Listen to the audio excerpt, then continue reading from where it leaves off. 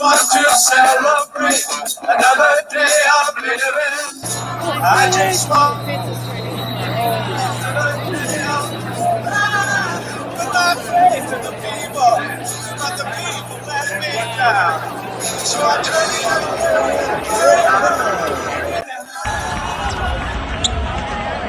Celebrate another day of living. Just want to celebrate another day of life. Get my hand on a dollar bill, and the dollar bill blew away. But the sun is shining down on me, and it's here to stay. That's why I'm telling you, I just want to celebrate. Yeah.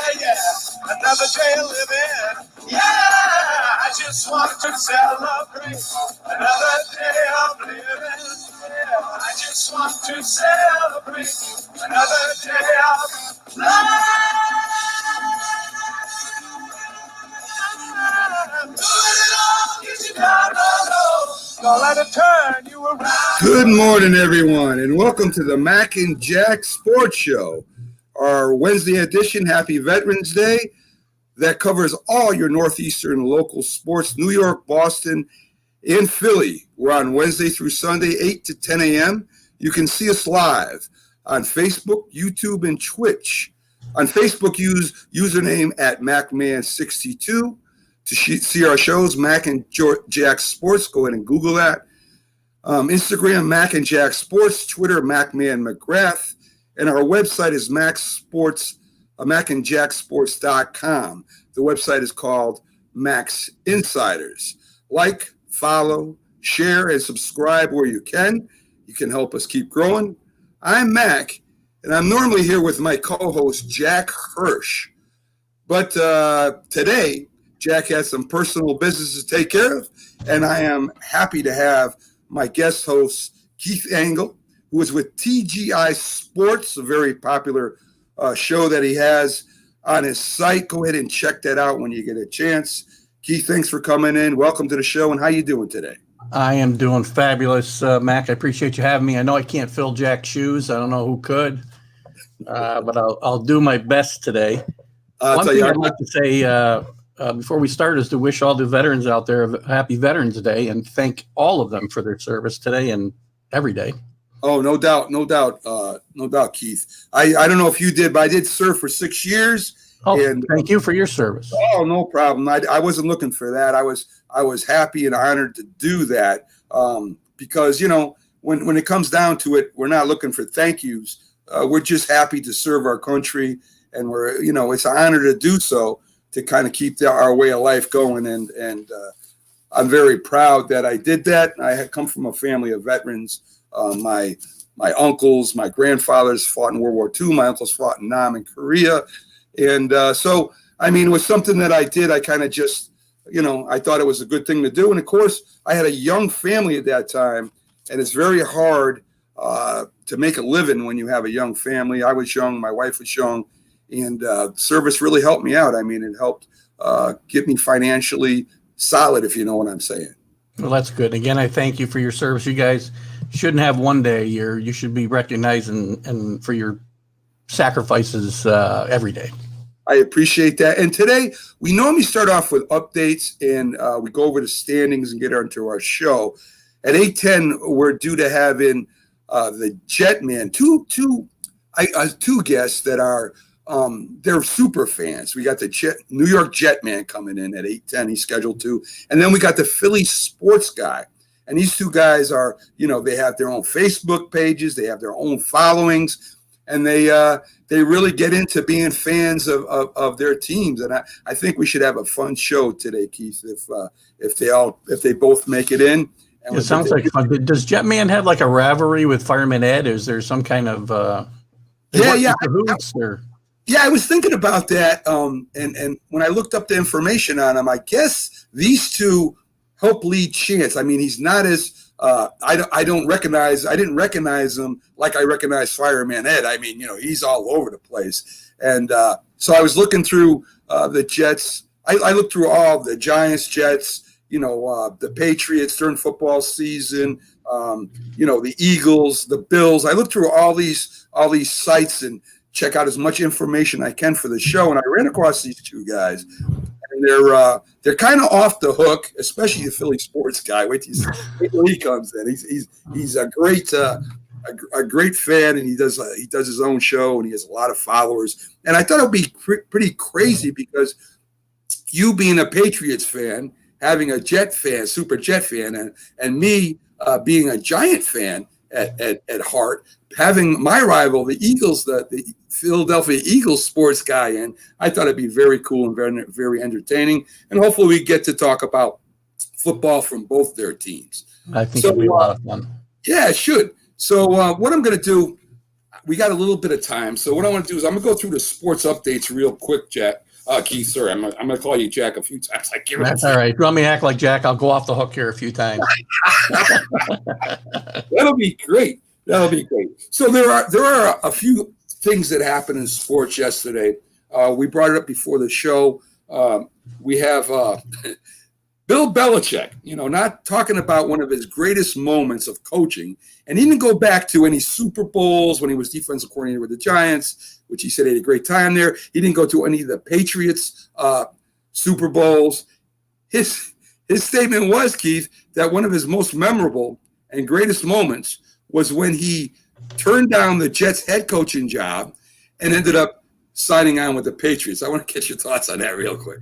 Well, it's not surprising. And one of my questions was for the Jet, our Jet fan today, was whether the animosity for Bill Belichick, obviously there's animosity because of the dominance in the division, but whether it goes back to 2000 and his resignation.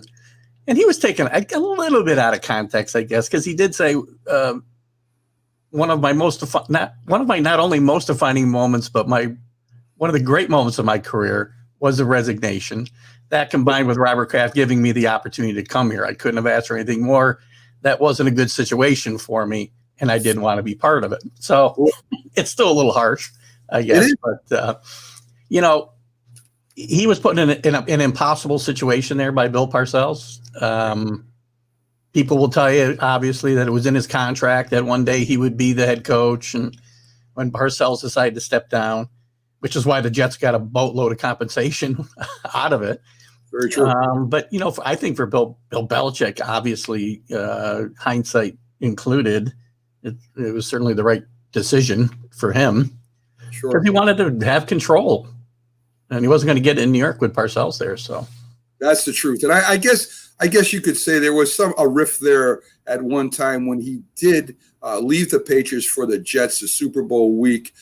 He was talking to the Jets on the phone. Belichick did state his displeasure on that because, of course, you're getting ready for a Super Bowl, and here's Parcells getting ready to move on because he couldn't get full control of the Patriots. And, of course, Parcells always, since the days he started head coaching, wanted total control. Yeah. So he's backstage right now, believe it or not, and he can hear us, but we can't hear him. So let him know that. So before he starts talking, let him know we can't hear him right now, but we do have the Jetman on here, the New York Jetman, and we're going to bring him up, and we're going to talk a little bit to him about a lot of things, especially the Jets.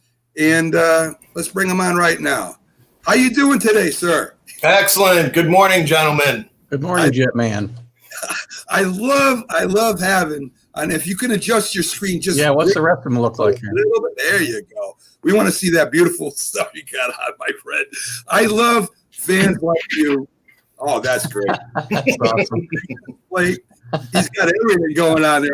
I love fans like you because to me, fans have dwindled in a way where, you got fantasy sports. They're rooting for other players on other teams. You got the betting going on where, they're betting on other teams, to make that money, even if it goes against your former team, which is kind of turns me off a little bit. I'm a little old school, Jetman. I root for my team, and I'll sit there for 4 hours. I won't go to the red zone like everybody else. I'll sit there for 4 hours, win or lose. I'm watching my team. You know what I mean? And I'm glad to see fans like you are still out there. So let's talk a little bit about your page, New York Jetman. I know you have your own site. Why don't you tell the people at home about that? Well, I've been a Jets fan for 46 years. My first game was actually Joe Namath's last at Shea Stadium in '76. I was at the last game at Shea Stadium against the Steelers in a blowout. Been doing Jetman probably since the early 90s. So, it's always been inside me. I've always been the Clark Kent of Jetman. But, I suited up back in '95 with a good friend whose name was Cap Boy. And the reason being, we went to games and there were four of us. We would each wear a JETS, a cap, a swim cap. And he was a creator, so we nicknamed him Cap Boy. And he was kind of my sidekick. So for 10 years at the Meadowlands, we would lead chants with Fireman Ed. Right. Being the 12th man of the crowd. So, I currently have, my site on Facebook. I'm going to be signing up for Twitter, kind of getting back into it. I took a hiatus for a while and have been the Clark Kent because, my wife, maybe 15, 20 years ago, when we started having children, she said, you're not doing this for 12 hours every Sunday. She said, going to games and disappearing while I have these little tots at home. So I took some time off, but I always go to every home opener. And when the Jets make the playoffs, I travel with the team. One of the most frustrating recent memories was traveling to Buffalo when the Jets needed to beat Rex Ryan and the Bills to get in. It wasn't a playoff game, but me and some friends were there, and very painful. And I don't know if anyone remembers, but that last play of the game could have been a touchdown, even though they were completely out of the game. He dropped it, and he had no one behind him to score. But I digress. That's excellent. With the COVID right now, this has got to be killing you. I mean, the fans aren't really allowed. There may be a certain percentage, and now it looks like there are going to be stadiums, especially out here, that are not allowing the fans going to the stadium. And I know tailgating is probably the best part. Well, I should say the second best part of the game itself. So how do you feel about not being able to go out there, be with the fans and the tailgating, Jetman? How's that affected you so far? It's really tough. We're all used to our rituals, our pregame rituals, our warm-ups. It's very difficult, not to see friends before the game, before and after the game. I'm hoping that, I really don't see it, but I'm hoping that they may open it up for like they have at the Meadowlands for the rest of the league, where they have 30-40% of fans showing up. That would be great, just to have a venue where there are some people in the stands would be really nice. What happens if there's the JET isn't there and just the S is there? How do we handle the chanting? Very, very valid question. Yeah. Go ahead. Well, give us the answer, Jetman. What happens then? Do you just say S, or I put it all on my shoulders. I take it on by myself, and I know they've changed the rules a bit. We used to I used to get up on Cap Boy's shoulders and lead the chants, and now they don't allow it. Probably for good reason. Fans are enjoying cocktails, and they don't want someone falling off someone's shoulders and a gaff such as that. So I totally understand. It makes sense, but I'd really like to lead a chant. I don't blame you, my friend. So let's get to the Jets season, and it kind of hurts. Now, on this show, Jetman, we kind of represent the whole Northeast: Giants, Jets, Patriots, Eagles, even the Buffalo Bills. It's a tough. This is probably one of the toughest years for the Jets in a long time. I mean, it looks like Adam Gase. It looks like he might have lost the locker room. They did play tough against the Patriots last game, and I would have expected that much. I thought you guys would give them a real good game, had a chance to even maybe win that if you could have held them off at the end. So, I mean, what is driving you the most crazy about the Jets this year? Where do you see that they really, besides just saying the whole team and the head coach, I know that's an easy answer. Where do you see them going? Are they going to draft, one of the big quarterbacks this year? Are they going to trade that draft? Are they going to try and fill a lot of holes? So what do you think is coming up with that, Jeff? Well, I kind of sound like a broken record, and I know that there's a divide with Jets fans. Jets fans are probably the most passionate fans in the entire country, and they all want the same. We all want the Jets to get better and to win, put a great product on the field. But with that said, there's kind of a divide right now where almost half the fans are rooting for the Jets to lose, right? Which is blasphemy for me. I can't understand it. I can't get behind it. For 46 years, the Jets win 44% of the time. They lose 56% of the time since inception. I always want them to win. Yeah. And that's not just because I'm dressed like this. It's just, it's in my blood. I'm a Jets fan, so I can't root for them to lose. So, I look at teams like the Patriots, the New York Yankees, that they never are tanking. They never want to lose. They're always looking to continue to win. Year in, year out, game in, game out. They're striving to win. And I think the Jets should do the same. I think the tanking mentality is terrible. I don't think not the fans. I don't think the team or the players buy into it at all, and they never would. They're professionals. But with that said, I think the management needs to draft correctly, needs to make trades, needs to find free agents. Like, for example, a couple of years ago, they found Teddy Bridgewater when no one would give him a chance. And then they turned around and traded him again when they should have kept him, and he could be leading the team right now. Although Flacco, looks healthy again and looks like he was a Super Bowl MVP a few years back. He does look strong, but point being, I don't think that we should tank. Personally, I'm rooting for the Jets to win the next 7 games. And I know that makes a lot of people cringe, and they say, what are you talking about? How are we going to, tank for Trevor? I think all things will happen as they should, and I think we really should structure the team with ownership correctly and management. And right now I kind of think that unfortunately Adam Gase is kind of a lame duck at this point, just kind of going through the motions. It just didn't seem to work out for him, and I think the team and he both know that we're going to be moving on. But we'll see. A winnable game out there, Jetman? What's that? You see a winnable game out there over the rest of the year?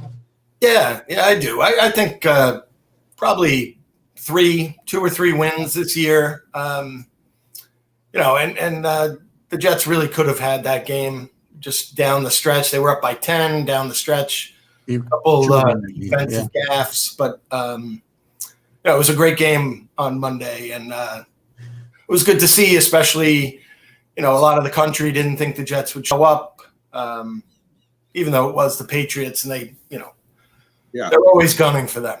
So, Jetman, and we're going to finish up with you here because we're going to have another guest coming on here in a few seconds. Scheduled coming anyway, but I think that all solid organizations are the ones that aren't getting the first round draft picks unless they, trade to get those picks. The solid organizations are always in the mix, and they're always, the Steelers, Seattle now, and they have the longest coaching people in place right there. If you look at Pittsburgh and you look at, Seattle and you look at Baltimore, these coaches have been there for at least 5-6 years, and they develop a program. Every time you change a head coach, you got to start all over again. True. And I think That's the biggest problem. You've got to get a coach that, everybody can believe in, and then you got to leave him alone for about 3 to 5 years and see what he can do. And a lot of fans don't want to hear that because they want to win right away. But that's not how you build an organization. And I think you've had 6 coaches since Bill Belichick took over the Patriots, and why should anybody wonder why the Patriots are that much better than the Jets right now? It's because they have that system, they have that coaching staff, they have that organization. And as soon as the Jets do that, and the Giants are having the same problem right now, Jetman, they got to get a coach. If they think Judge is it, they got to let him coach for quite a few years to let him build a program, or don't even bother. You know what I mean? So I think that would be the first step for the Jets. If you got to get rid of Adam Gase, great. But the next coach you get in there, you got to put everything behind this man and let him do something. You know what I mean? I agree. And you guys probably saw the stat on Monday night. I think they said Belichick has been there for 20 years. Right. And the other 3 teams have had 26 head coaches in his tenure. Amazing. So exactly to your point there. Yeah. You have a guy you want to be the head coach? Not at the moment. I mean, about almost a year ago when Ron Rivera and Mike McCarthy were both available, before anyone even started making moves or talks, I wanted the Jets to grab Rivera, release Gase around in January.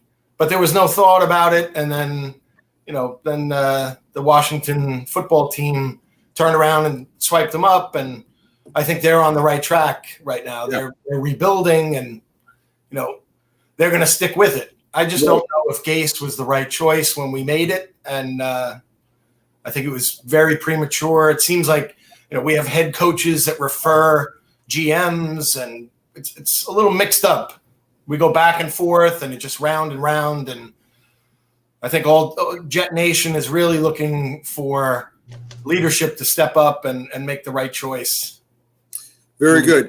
And Jetman, it was great having you on. We appreciate you stopping in, taking time out of your morning. Hopefully we get you back on here again, and we'll talk some more Jets football. And I love having fans like you out there representing any team, because it just gives me it warms my heart to see there are actually still fans that follow their teams through thick and thin. So I agree. Stay true to your school. All right. Thank you, gentlemen. Thank you, Jetman. Have a great day, my friend. Have a great day. Go Jets! I love it. There he is, the Jetman, New York Jetman on, and he's quite a character. But you could see down deep, people like this still exist out there, and if we do the thought for the day today, if we have time today, Keith, I got something just for that. So we'll see what happens. But it was great having him coming on. We're supposed to have the Philly sports guy coming in next. He's not backstage yet, but as soon as he comes on, we'll get him in here. So again, that's New York Jetman. Check out his page. And it looks like the Philly guy has in backstage. He can hear us, but we can't hear him right now. So we're going to get some great coverage here. We just had Jetman on. Now we got the Philly sports guy, and I'm going to bring him in right here in a second. Keith, and I know you're excited about this as I am. So always. Hey, all right. How you doing, my friend? Doing very well. Thank you for having me. We might have to have a voting contest here, Mac. On the Philly sports guy. I was just saying. Now, Keith is a Patriots fan. I mean, I cover, and he covers all sports, and we love having all the Northeast up here and covering them all, because they all got great stories, and one time or another they all got great teams. So we love covering them all. Keith is really a Patriots fan at heart. We just had the Jet guy on. I'm a Giants fan. I've been following since '67, and here I got my arch rival on with me. So this is awesome, man. This is really I'm not awesome. terribly happy with him either, Mac. I don't know. Well, I know. All right, so we got one guy who's upset about 41-33 still, and then you guys haven't beaten us since 2016? No, I don't know when since Philly guy. I mean, even when in the '80s when we go to Super Bowl, you guys still beat us. It didn't matter. You guys have something over the Giants, and I think that goes all the way back to when your middle linebacker laid out Frank Gifford on the field in 1960. I mean, that's how far back I go. And I think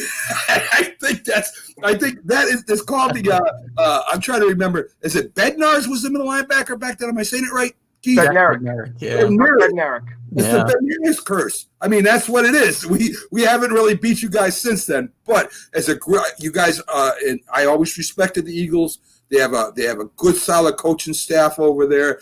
They do a lot with less than a lot of other teams do. And I mean, you guys got an excellent coaching staff. So let's talk about you for 1 second. You have a great fan page. I love your videos when you go into the other teams, you go to other away games and you get into the fans and you start interviewing them. It's awesome. I love that. And as I was saying to Jetman, I'm glad to see there are still some fans out there that really love their teams and they're not watching the red zone for highlights. I mean, they're totally behind their teams. So I really love people like you. And tell the people that are listening and watching right now a little bit about your site, Philly Sports Guy. Well, this started a couple of years ago. I've been getting painted up for years going to Eagles games.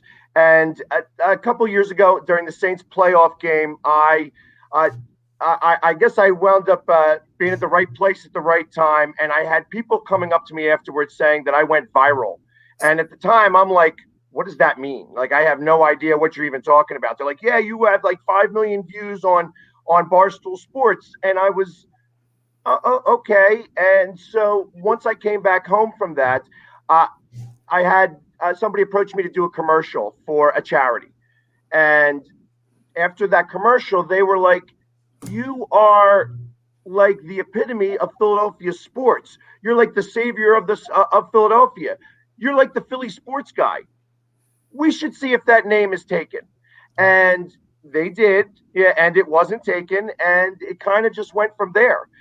Next thing I know, I'm at the draft in Nashville and had a fantastic time there. Kind of had the same situation happen where a lot of the other super fans kind of took to me. And then I just started to try to make content. I was literally going to the games and going to the tailgates and interviewing Eagles fans and their massive tailgates. And then I started to do the opposing team's fans, where I gave a little bit of Philadelphia flair to that. And it was one of those things that just kind of continued to just snowball. And here it is. Now I'm going to as many games as I can. And, the cameras always like to find the most handsome guys out in the tent. And that's why I seem to be out there all the time.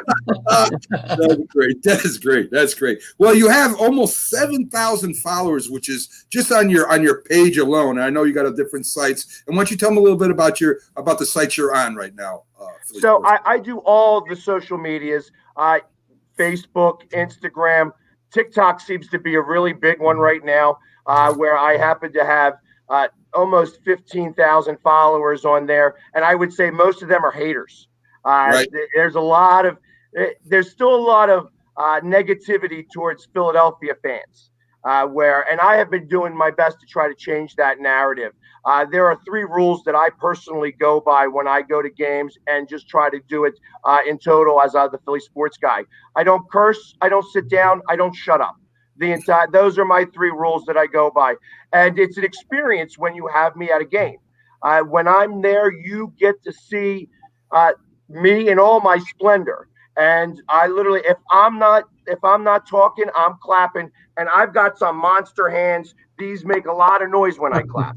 And I'm so pumped up and so excited. I just can't seem to contain myself. And it makes things a lot more interesting for all the fans around me. And they love to yell at me and scream and banter back and forth.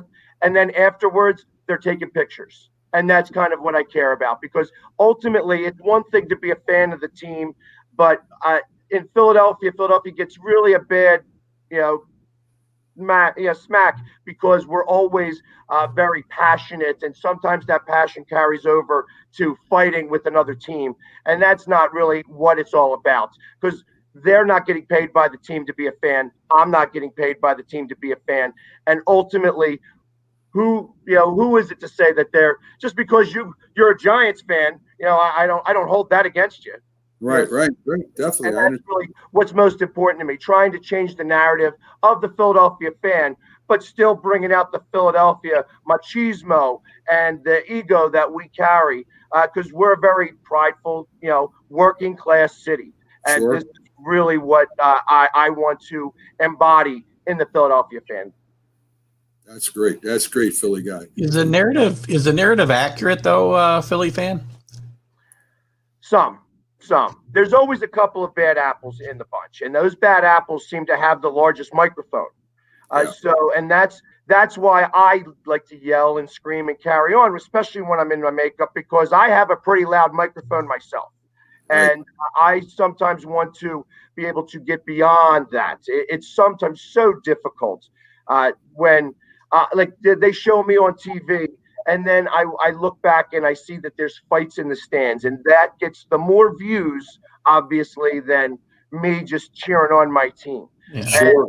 And to try to get that media on me instead of the negative media on the fighting is so difficult to do, because we threw snowballs at Santa Claus 40 years ago, 50 years ago.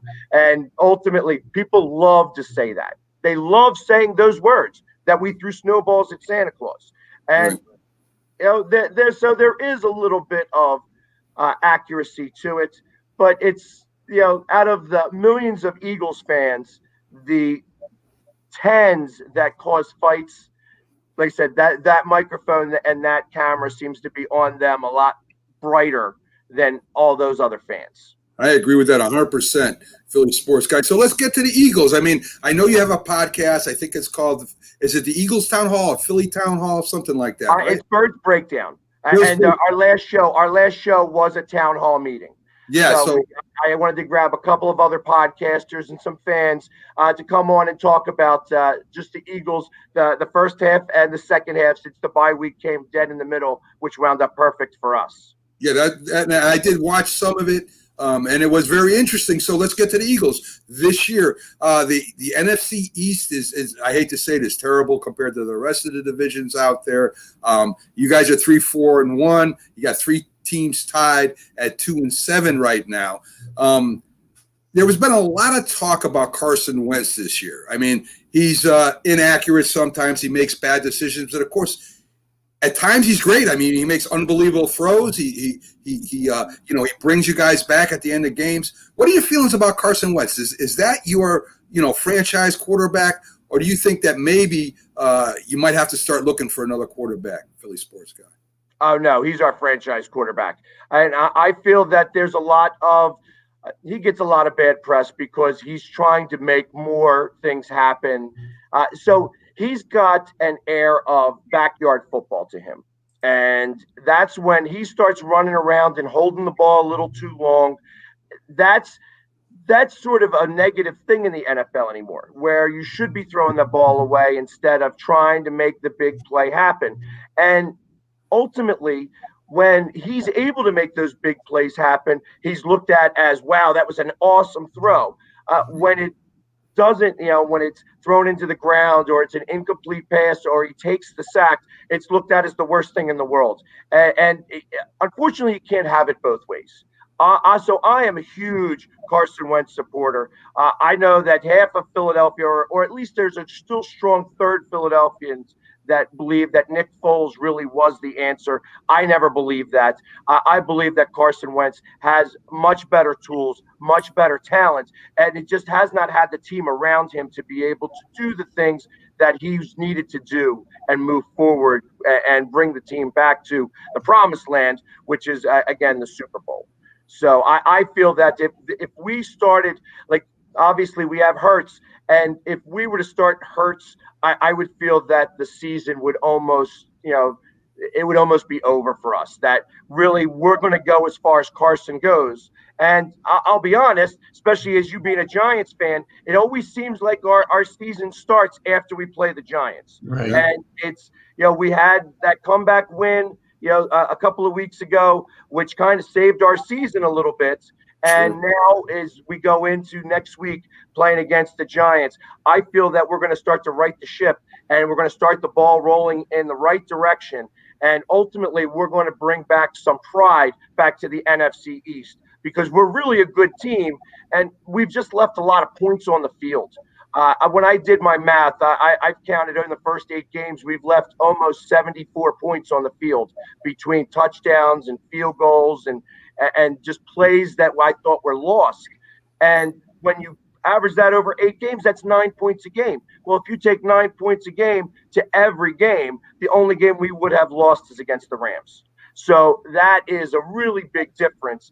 And once they start to make those adjustments to get those points that we're leaving on the field, this is going to be a difficult team to stop. Well, a lot of fans say things like that. For instance, I could say the Giants were in almost every game but one, and they could have won that at the end of the season too. So, I mean, all fans could say that, Philly sports guy. I understand what you're saying, but all teams fans, look to see where they could have won or how they should have won.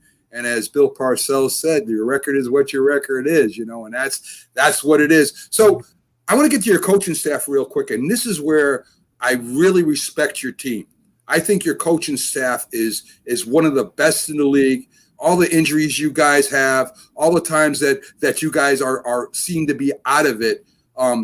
You got third string wide receivers out of there, and you guys are still winning games. So I know your defense kind of took a step back. You lost a couple players. You don't have the big wide receiving core that other teams have. But you guys are still in every game almost, and you're winning the NFC East last year, and you're ahead this year. So running away with it. Yeah. So what do you got to say about your coaching staff? So I like the coaching staff.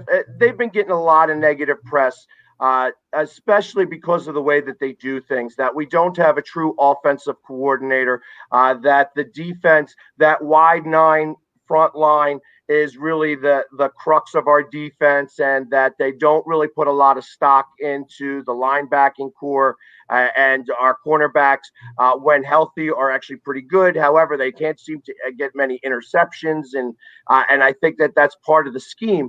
I feel that they have done a lot with what they've had, and my personal opinion is that most games are won on 3 yards on either side of the ball, both the offensive and defensive line. And the defensive line has really shown up this year. I mean, Brandon Graham and Cox and Sweat, Jernigan, all of those guys have really done a great job. But the offensive line, other than Kelsey's been the only starter who's been there. Jason Peters just came back. We lost Brooks last year to the Achilles injury, and he looks great. He looks like he's about ready to come back onto the field as well. But when you're doing things with a makeshift offensive line, we have Jordan Mailata, who wasn't even in football 3 years ago, but for 3 years has been learning from the best in the game on how to be a tackle in the NFL, and now he is getting to implement that. And then right after he starts to implement that, he's learning all this time to be a left tackle, and then they got to put him on the right side because Lane Johnson gets hurt. And it's not the easiest thing in the world to just move your feet like that. And to have the coaching staff be able to put the guys in those types of positions, it's frustrating, because when you do lose and when you finally get it all together in the fourth quarter, which is what the Eagles seem to do, and then just seem to come up a little bit short, that's when you start to see, okay, that they're able to get to it. They just have to work their way into it. And I feel that the coaching staff is not that far away from being able to put together a complete game plan to start to dominate some of these teams. And I feel like that we have the harder part of our schedule moving forward in these final 8 games, where we're playing teams like Seattle, Green Bay, Arizona, even Cleveland kind of falls into that category. New Orleans, too. They're a much better team than they were before. That you're going to see how our game plans are going to start to really, again, I think, start to snowball. And I have us still winning almost maybe 10 games. I got us really 9-6-1 to finish the season. That'd be a big finish. Can I ask a question here, Jack, real quick?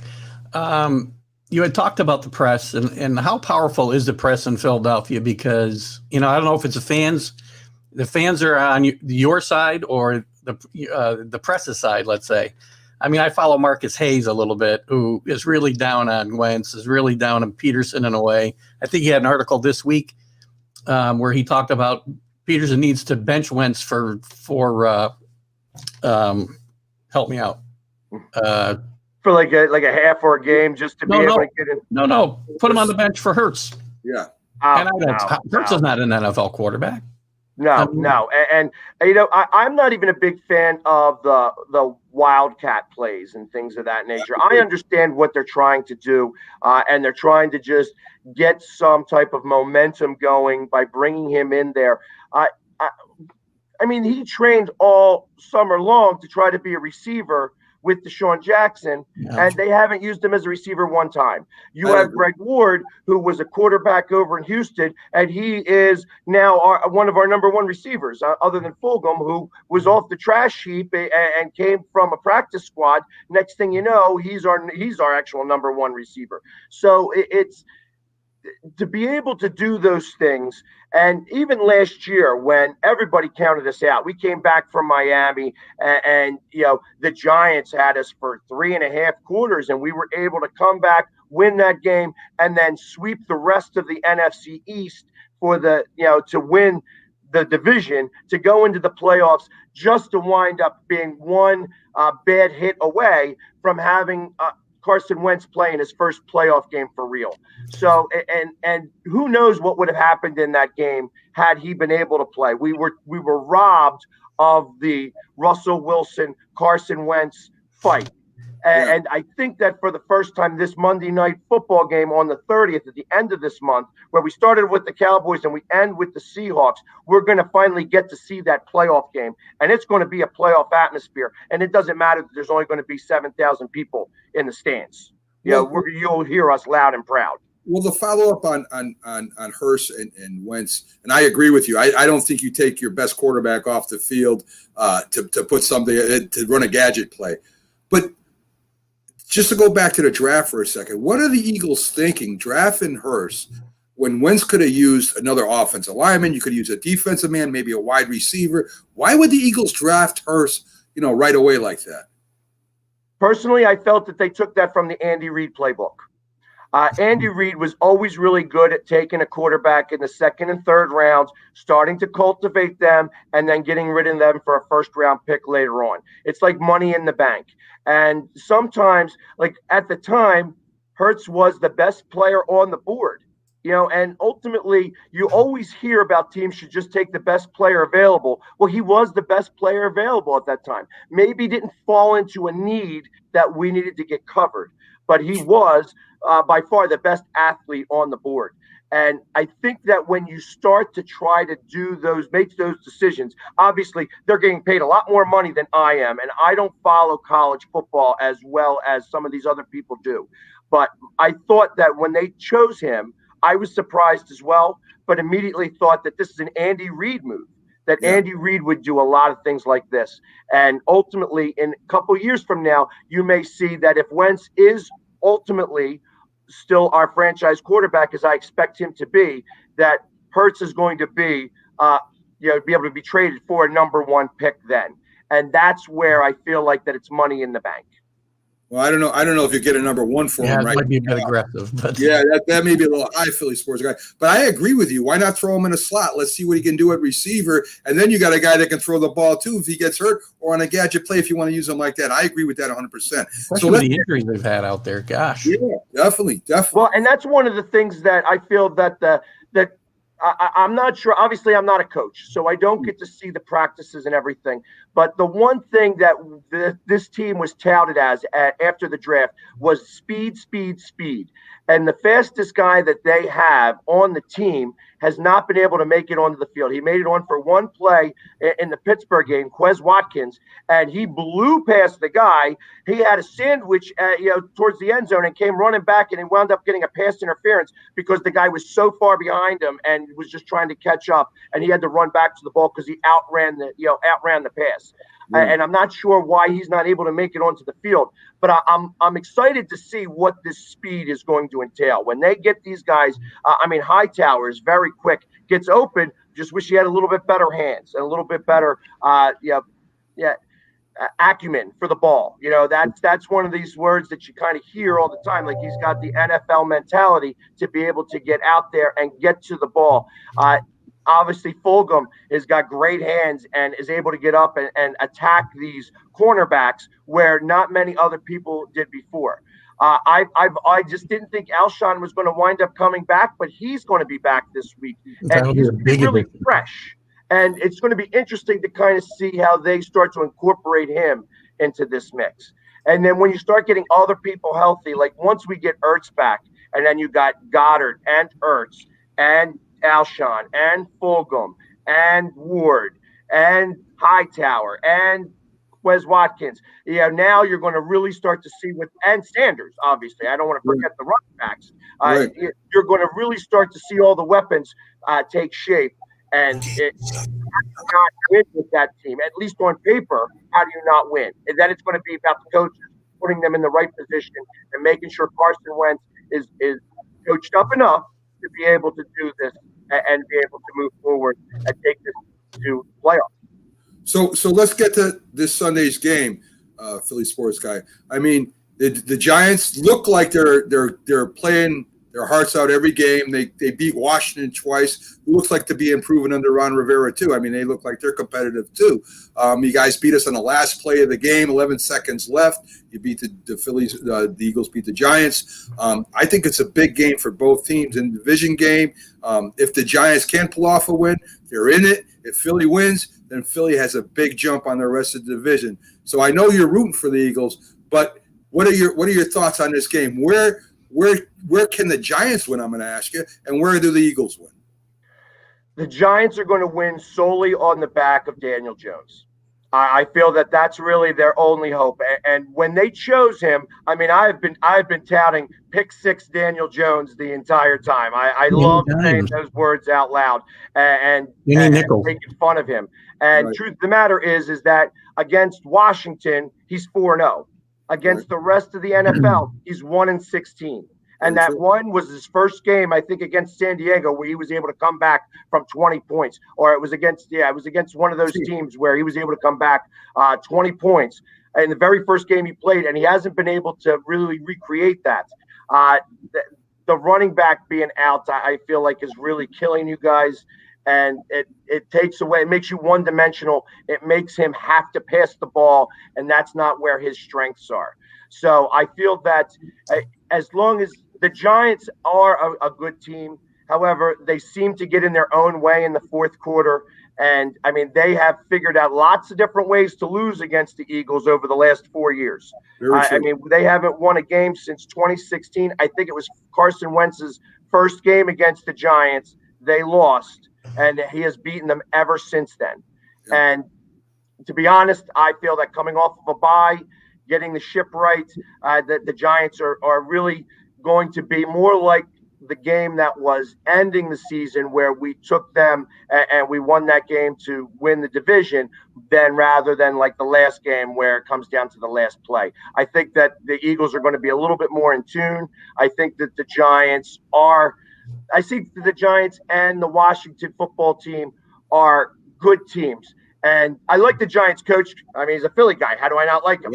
And he's brought some of that swagger back. One of the things that I heard was during the training camp, if there was an interception or a fumble lost, that he made not only the player run, but the coach run laps. And that's a culture thing. And I'm really big on culture. If you're going to have that type of situation, you got to make that happen. And so it's not just the player's fault; it's the coach's fault for making that happen. And you're both going to be held accountable. And that's really what it became. It became, hey, we're going to start making ourselves accountable for our play. And when you start doing that, people start to recognize. And it's the same thing with Washington. I think that they're starting to have some accountability. They're not having the best season. I mean, we have 3 rookie coaches in the NFC East. So to think that the reason why that all told we have 2, 4, 6, 9 wins between 4 teams isn't so ridiculous, because this is COVID year. We didn't have preseason. We didn't have the ways to be able to practice against other teams and get the ship right. So I think the second half of this season, you're going to see the entire NFC East do so much better than they did in the first half of the season, because ultimately we're muck and grind teams, all of us. And the muck and grind teams are going to be the ones that finish better towards the end than they do in the beginning. They start slow and end strong. And I think that it's going to be like that for all four teams. Dallas is the hard one to really talk about. I know that we all beat up on Dallas. I just feel like sometimes that they've quit. And, when that shows on the field, I feel, Dallas is a storied franchise. As much as I hate Dallas, and every time I say Dallas sucks. But it's a storied franchise. And to see that they don't care about what's happening on the field, that bothers me internally, because I want to see the best team that they can put out on the field and us beat them. Just like the Giants are doing. And like I said, the Giants have a lot of holes to fill. Same thing with the Washington football team. But, like I said, the Eagles have their own mess. But to see the Cowboys kind of quit like they have just kind of makes me, hurt a little bit. That's not the way that it should be. I definitely understand it. Great points. You got anything else for him, Keith, before we let this great fan go? Well, one last thing, I guess. We talked about the media and the, the beating up of Wentz and Peterson. If your prediction doesn't come to fruition and they win 10 games and maybe do well in the playoffs, say they win, they'll probably win the division. Just say it's 7-8-1, and they go out in the first round. Is the media powerful enough to chase them out of town? Both of them. No. I think that once you start to get into the upper management of things, that Howie Roseman and Jeffrey Lurie are fairly strong ownership. Like they don't make rash decisions and they don't listen to the fans. So they really play a deaf ear to that. Now, does that mean the media is not going to try to talk very loudly about it? I mean, it's going to depend on how that game plays out in the playoffs. If it's a great game and we lose last second to a really good team, then I don't know that they're going to be able to say those things. They'll blame it more on, like, if it's a high scoring game, they'll blame it more on Schwartz and the defense. If it's a low scoring game and Carson Wentz has a really poor game, they'll be very loud, but he's going to still be the starting quarterback the next season, or at least he's going to go in there maybe with some competition. To maybe lose it. It would still be his to lose, I believe, because I don't think that the media is that strong to be able to say, hey, the media is not going to choose who's going to be the quarterback of the Philadelphia Eagles. I think that that's set in stone right now. And even if he has a bad game in the playoffs, he's still going to deserve to start this next season, because as of right now, there's not another quarterback who's able to do that. At least from what we see. Obviously, Hurts could evolve into being a better quarterback. I think he needs to have much stronger awareness on the field, but we haven't been able to see that either. So, and I don't want to see that, because, like I said, I feel strongly about Wentz, as he's going to be the guy who's going to be able to turn it on. And if you take away the turnovers that he's produced this year, again, 3/4 of those 74 points that I was talking about are going to be put on the board, and it would be a much different season. We would have 5 or 6 wins already. Well, that happens too when you're trying to carry the team on your back. You're going to make big mistakes like that where you wouldn't normally make them. So I think he is your guy going forward, just to put that out there. He is too good to say goodbye to. Well, see, now I have a question for you. How do you feel about your quarterback, Mr. Patriots fan? I don't feel good about my quarterback at all. I think we're going to be looking in the draft and free agency. We're going to be looking a lot of places for a quarterback. And if Carson Wentz becomes available, I'd be glad to recommend my team look into him. Well, I know Belichick is always really close to the phone when it comes to a veteran that he thinks still has, a lot in the tank. I tell you, I do feel like he's trying just as hard as Wentz is. I feel like he tries really hard. He's trying. He just doesn't have the team around him and the offense around him. And he doesn't, and he's getting beat up by the Brady mystique. Yeah, he doesn't have the arm strength he had anymore either. He's beat up for years of being beat up, I think, too. Well, there's a reason why Carolina let him go, and there's a reason why a lot of teams didn't sign him right away.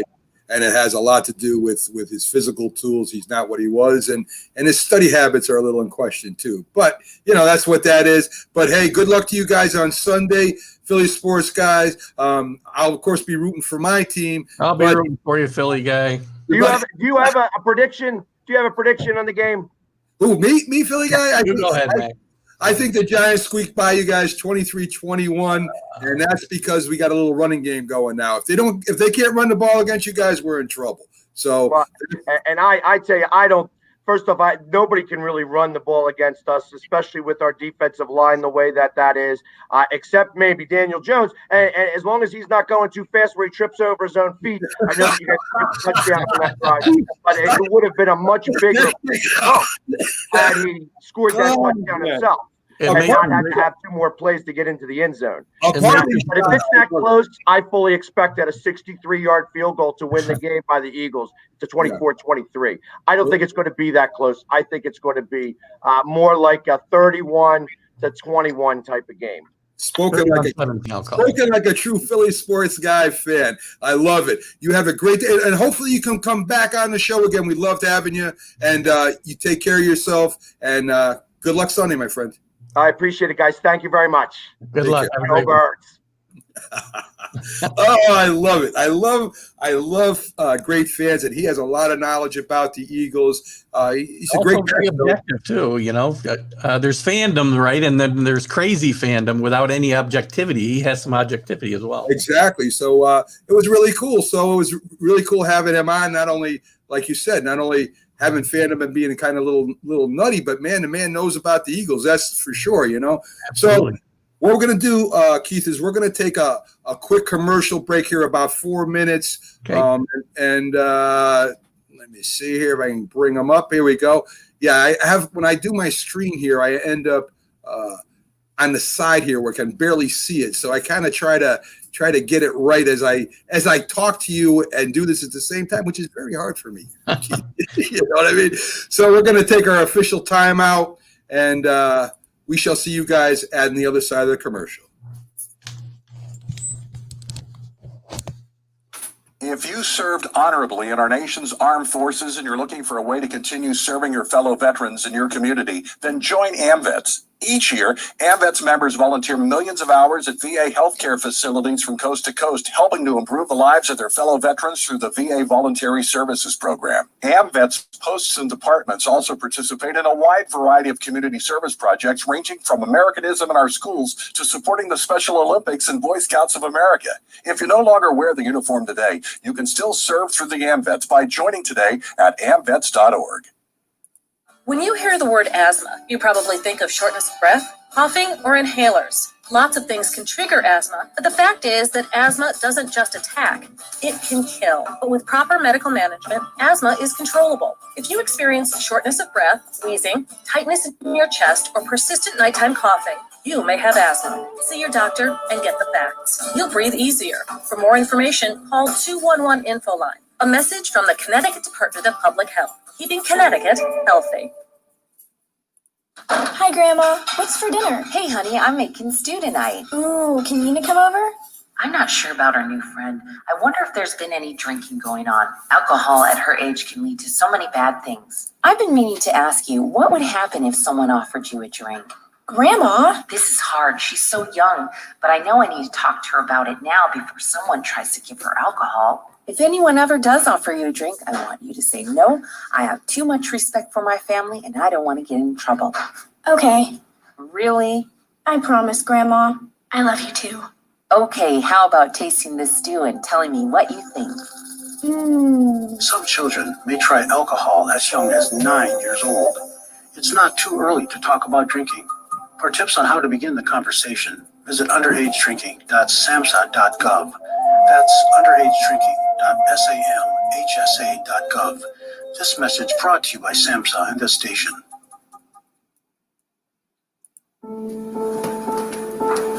We all make choices. When it comes to alcohol, kids make choices whether to drink or not.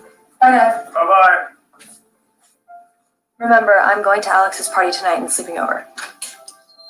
Hey, have a seat for a second. Remind me about that party again. Alex is just And adults make choices whether to talk about it. That's true of parents and every other trusted adult in a kid's life. Kids want to know our expectations when it comes to alcohol and other drugs. They want guidance and honest answers to their questions. And it makes a difference when the message is consistent and part of everyday conversations. So talk with your kids and help lead them on a positive path. Because when you talk, they hear you. For more information about talking with your kids about underage use of alcohol and other drugs, visit underagedrinking.samhsa.gov. If you talk and they will hear you every single time. Now we're getting killed. Yeah, well, Kyle's not here. How come? Kicked off the team. Didn't Tim tell you? Kyle and some other kids got caught drinking a beer in the park a couple of nights ago. Really? Yeah, 0 tolerance. He's out for the season. Come on, it's a first offense, right? That we know of. But why should that matter? He knew not to drink. I've made it clear to Matt that's what we expect from him. What have you said to Tim? Nothing really. You know, a lot of kids try it at this age, so. Yeah, well, a lot of kids don't try it too. I'm not saying that Matt's going to be this perfect kid, but if I don't tell him what we expect and why he shouldn't drink, how's he going to know?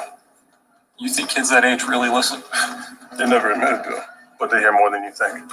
Talk. They hear you. For more information about talking with kids about underage drinking, visit underagedrinking.samhsa.gov.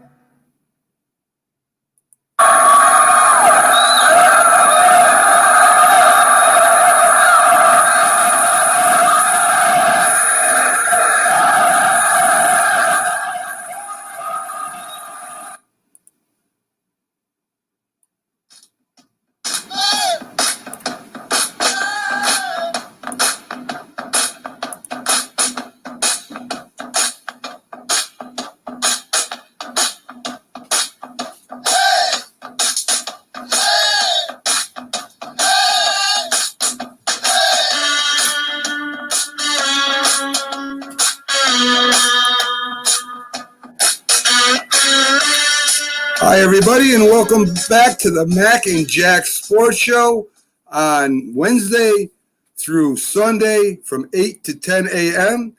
I'm normally here joined by my co-host Jack Hirsch, who had to take care of some business today. So today I have the great Keith Engle with me. And Keith, he has his own show over there at TGI Sports, very popular show. He does a great job over there. And we'll pop up your thing a little bit there, Keith, to give you a little pub. Go ahead over there and check out his site. It's really a great site. I enjoy watching it. And today he's our guest host today, the great Keith Engle, and it's really great having you on, Keith. Thanks for joining the show. Well, I appreciate you having me, and it's just I keep meaning to tell you, TGI Sports Talk. TGI Sports Talk.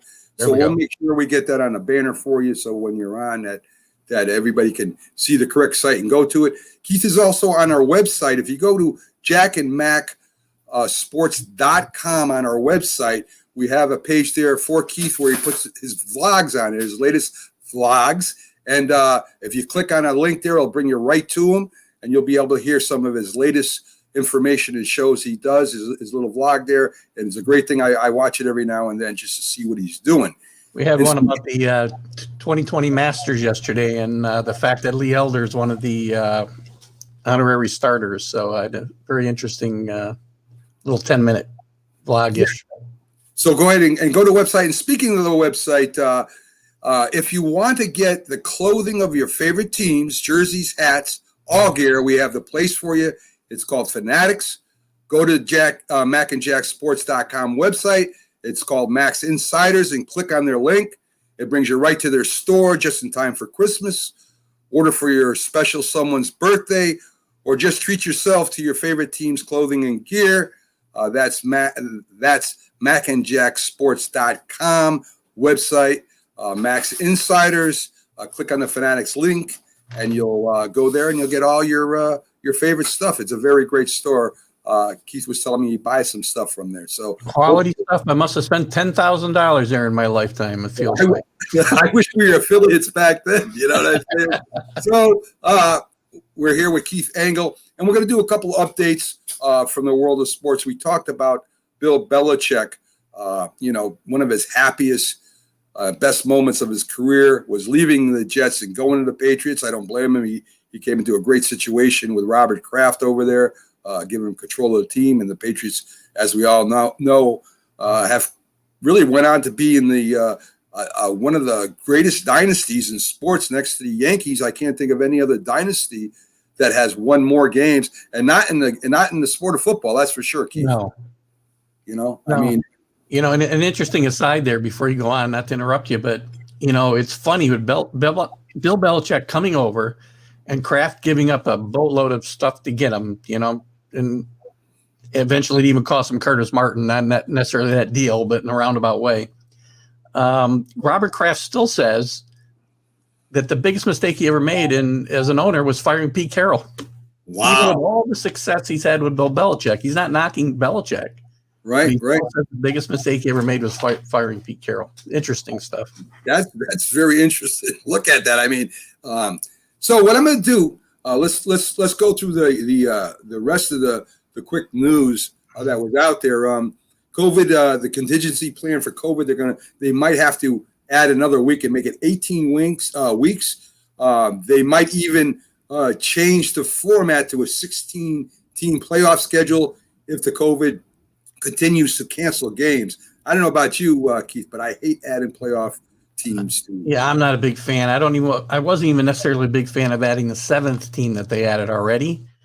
And one thing to go along with that, if they do go to 8 teams, Jack, there would be no value in winning your division. You're not going to get a home game. It's going to be 1 against 8, 2 against 7.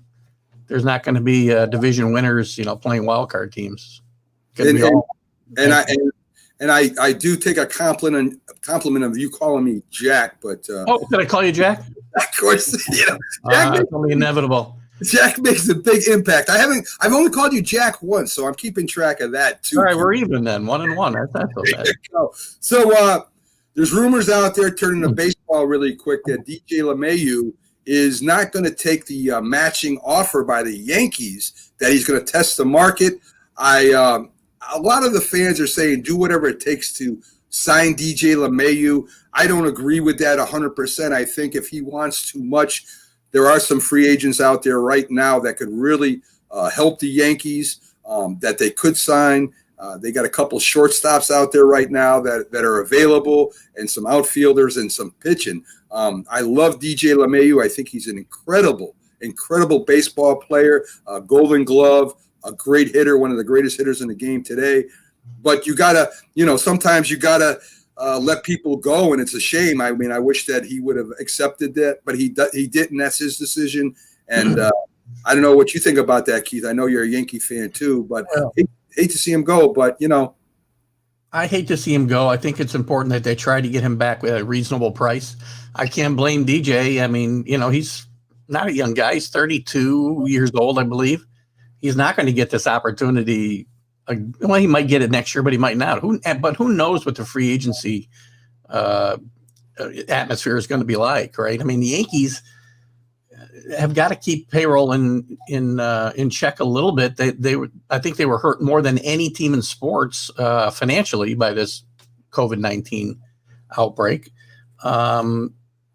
They've got to make some upgrades, and I think bringing DJ back is important to their plan going forward, but they got to have a contingency because you can't just give him a blank check. I definitely agree with that. I mean, again, I would hate to see him go, but some things are inevitable. It may come down to years rather than just the money itself. It may come down to the number of years. They may be willing to give him $25 million for 2 years, and he's going to want 4 or 5. Yeah. I mean, that's basically how we lost Robinson Cano, was because exactly. Yeah. Don Mattingly wins the National League Manager of the Year. Don Mattingly was an incredible baseball player for the Yankees. I think he was close to the Triple Crown. If he didn't win it, he was an MVP. He was there at the wrong time. He didn't get his shot at the World Series. But what a ball player! I mean, if you want to, all fans like Don Mattingly. Kind of like they like Derek Jeter. They're just great ball players. Donnie was, the epitome of Yankee class in my mind.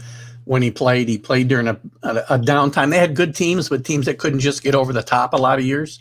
Sure. And it's always been a bit sad to me that, the year he walked away was when the Yankee dynasty revived itself in '96. Right. And I think, he's done the best job of any manager in baseball with the roster and the money woes that team has. And maybe, Jeter was getting beat up right and left down there. And maybe they're onto something the way they've rebuilt this organization. And Donnie did a great job this year. And he's probably better off not having ever been the Yankee manager. I know I had this discussion with somebody not too long ago on my show. I think it was my Sunday show. Along with guests, my viewers, I was going back and forth. And, Girardi beat him out for the manager's job back in 2004, whenever Torrey left. And there was a lot of people up in arms, but at that point in time, Donnie was not, Donnie had some personal problems with his wife, and probably the best thing that could have happened to him was not getting that job, because it might have been a disaster for him. Right. And he followed Torrey out to the LA, as we know, and got that job and did a great job with the Dodgers. And, now God, if he wasn't a manager of the year, I don't know who was this year. Yeah, he did a great job. I mean, I guess you could put Sadio's manager in there and a couple of the other teams that really made a splash at the end. But I definitely I definitely think Mattingly does deserve the manager of the year in the NL anyway. Great thing. The Bills. Now let's talk about the Bills for a minute. I know they're a rival, the Patriots, and they don't get enough coverage, I think, in New York sports. In New York as it is, their fans are just as passionate, or maybe more so, than any fan in the league with the Bills Mafia. They donated more than $250,000 to I think it's Ois Hay Children's Hospital in honor of Josh Allen's grandmother. It's one of his favorite charities. She passed away, and the Bills fans step up. And they said a lot of the donations were in $17, matching Josh Allen's jersey number. So, again, here's a great fan base.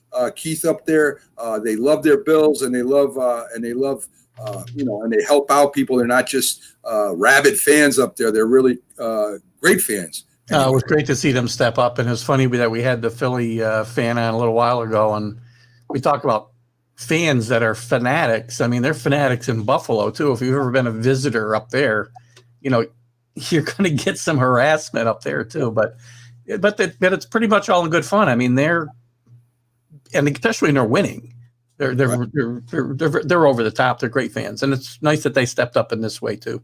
Unbelievable. And hopefully I pronounced the last name right. If I don't, correct me, Keith. Tom Heinsohn or Henson? Tommy Heinsohn, yeah.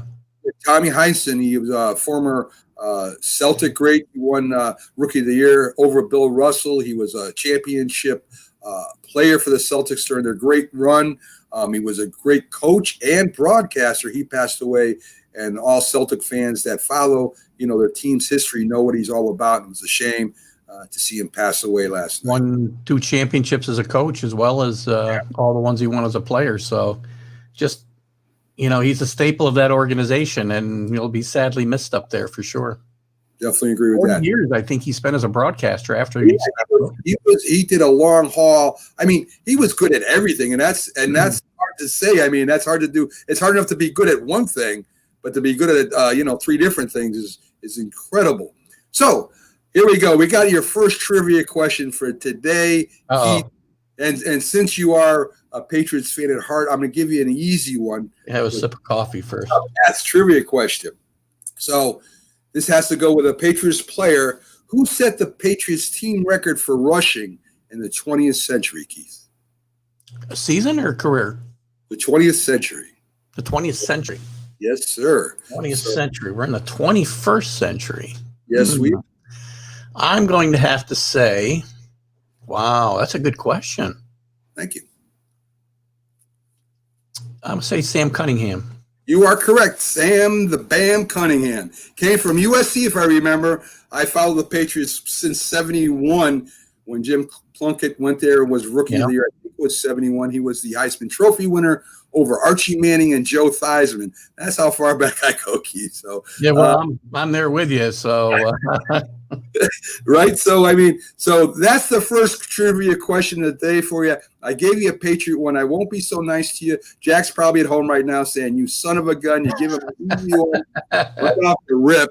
and you're No boxing saying, questions. well, no, in fact, I've stumped him with boxing lately. So, wow, you got to be digging deep. Oh man, I am. So what we'll do right now, Keith, let's break down the NFL standings, where we'll catch up on some of the games and show where the teams they're at right now. We'll start in the AFC East. The Bills in first one with a big win over Seattle, followed by Miami, who defeated the Cardinals. Behind them is the Patriots. That come from behind victory over the winless Jets. We've talked about this quite a bit before in our shows. I think it comes down this year between Buffalo and Miami. Both might make the playoffs, and the AFC East, I think, is between those two teams right now. Yeah, I think so. I probably jumped the gun here a few weeks back. I had told you the Dolphins were probably a year away, and they were putting the pieces together, but they've come together a lot faster than I thought, because they've won 3 in a row since then against really good teams. Yeah. Not against nobodies, right? Right. Playoff caliber teams. To go out to Arizona and win that game, and it was a great matchup last week with Tua against Murray. And Tua actually contributed to the victory, where the week before he kind of was a bystander against the Rams. So the Dolphins are finding all kinds of ways to win, and the Bills, even with their big win against Seattle Sunday, the team is still too up and down for my taste, and I think they could stumble.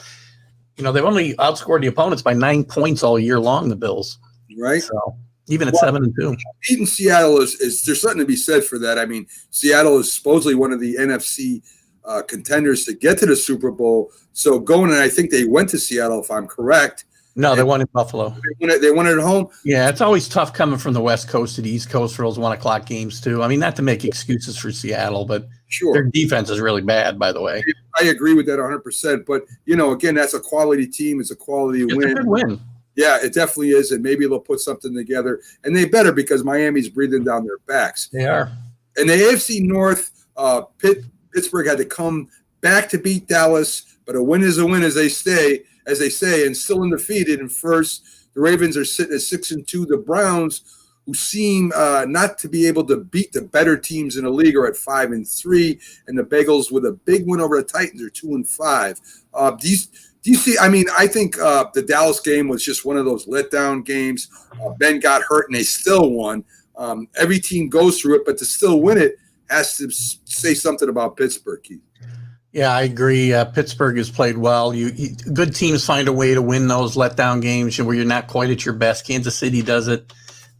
Patriots have done it historically. When you're not at your best, you still come out and find a way to win. They did that Sunday. Big Ben, by the way, is on the COVID protocol list this week, so that could throw a wrench into things. The Ravens, I think, had a good win on the road against the Colts last week, but Lamar Jackson still struggles against really good defenses. So he's going to struggle against Pittsburgh when they play again. He's going to struggle against certain teams. And I like the Steelers here to continue to roll a bit. They won't go undefeated, but I definitely agree with that, Keith. I think that they finally started the last 2 games letting him do what he does best, which is run with the football. Yeah.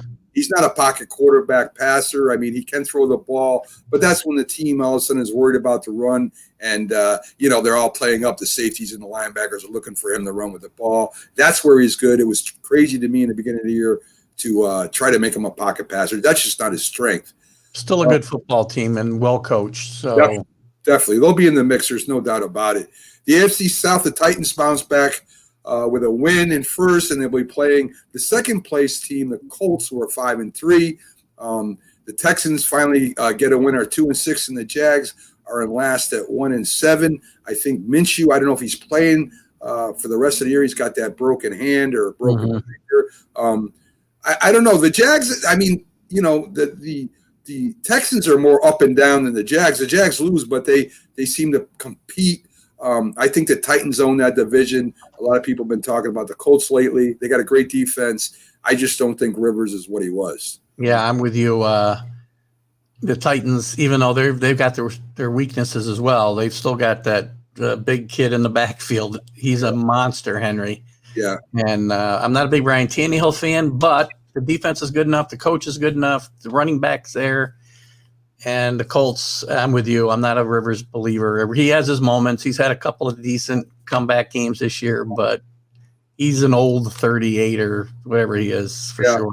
I definitely agree with that. In the NFC least, Keith, the Eagles are at 3-4-1 with a. You missed the West. You missed the AFC West. Did I miss the AFC West? Let me see if I missed that. The South. Okay, sorry about that. AFC. Let me back you up 1 second if I can, too. I don't want to derail you, but going back to the North real quick, the Cincinnati Bengals have played very well for a team that's 2-5. They got to win games eventually, but Joe Burrow, is the real deal. He's played very, very well for a rookie quarterback. There's no doubt about that. He looked. I mean, he just looked polished when he came out of college. Yeah. The only thing that hurts him is he went to Cincinnati. If he went to another competitive team, if somebody worked out and got him, I think he would be on fire this year and might have. Definitely would have a lot more wins than he has right now. Well, I think there's hope for Cincinnati fans, but here obviously, but down the line, definitely. Sorry, I digressed. Oh, that's okay. The AFC West, as you said, the Chiefs are 8-1. They just keep rolling. The Raiders are a solid team at 5-3. They can do it running. They have a decent defense, solid, and Carr's playing well.